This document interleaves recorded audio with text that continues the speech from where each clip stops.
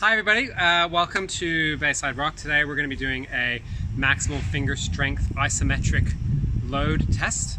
So there's been really good, initial research, let's say, that correlates maximum finger strength ability on an 18mm edge for 10 seconds with climbing ability and V grades. So what we're going to do today, we're going to talk about the protocol of testing, how to make sure that you do a test in a way that's reliable, that gives you valid results, and a way that you can measure your progress. So the first thing we need to think about is our pre-test conditions.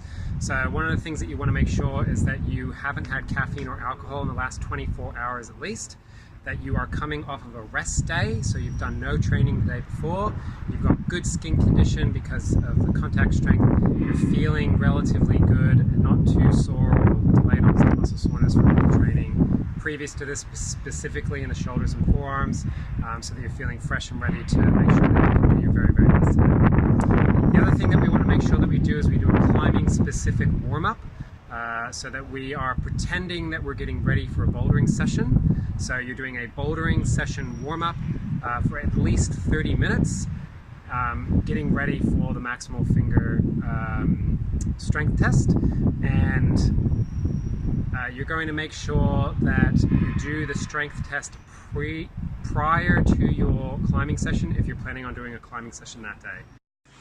So doing a finger strength test, and this one in particular is really good because it allows you to think about two things. So the first one is if you're going to introduce a finger strength intervention, you can see at the end of your 6 to 8 week program whether you've increased in your body weight percentage, which we'll be figuring out later. And the other thing is that because there's been some analysis on finger strength to V grade, you can look and see whether finger strength is one of the limiting factors in your climbing, and whether you need to, whether it's worthwhile introducing a finger strength intervention. All right. Okay guys, so I'm going to introduce the hanging position. We're going to talk about the hand position, the shoulder position, just on how we're going to hang. We're here at Bayside. These are the one of the concept climbing hangboards that have decreasing edge sizes that allow you to train this. The 18mm edge size is this one just here, so it's middle row, left-hand side. We're going to put all 4 fingers in. We're going to hold our hand in a half crimp position, as I suggested before. Our wrist is nice and neutral, so 2 hands on, so 1 on each of the boards, ready to do our hangs. So what the test is going to comprise of is that we are going to do a strict half crimp dead hang, where the fingers are in a 90-degree flexed state, and you should be able to see that here on the photo. We're also going to be engaged through the shoulders and front on with a 2-arm hang on an 18mm edge for your fingers. We are going to attach weight with a harness, and we're going to do a 10-second max weight hang. So the idea is that you hold yourself off the ground with additional weight, potentially, for 10 seconds. In between tests, you have 5 minutes, a minimum of 5 minutes rest, before you can then repeat the test until you find your maximum weight that you're able to hold off the ground. Okay, so we're going to talk really quickly about the 2 main failure points.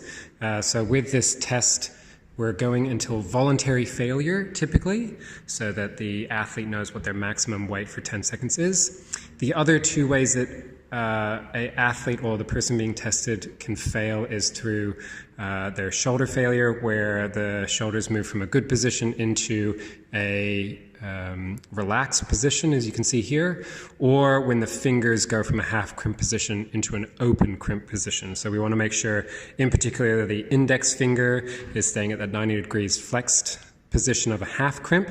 If it moves down into the open crimp position, then that's a failure as well.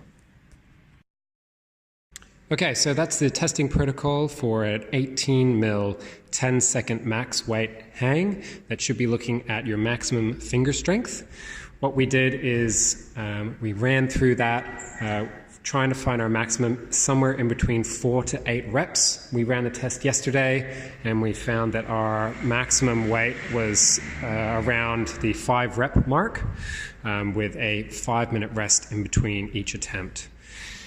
The idea is then to find out what your body weight percentage is, So we take our maximum weight, our body weight, with the least amount of clothes, measured on an accurate set of scales, added to our additional weight that we held on that edge in the correct position for the correct amount of time, and then that was able to give us a body weight percentage. So one of our athletes finished up with a body weight percentage of 152%, which puts them around the V10 mark, as you can see here. And that gives us an idea then about where he's climbing, where his climbing ability sits, and what some of the things we might need to work with him on are. And also will give us an idea then, if we put in a finger strength intervention program for this athlete, how successful that intervention has been when we retest using the same parameters. Thanks for watching, guys. I hope that was informative. If you've got any questions, feel free to jump on my website, flick me a message or an email, and hopefully we'll be able to answer some of those questions for you. Good luck with your finger strength training.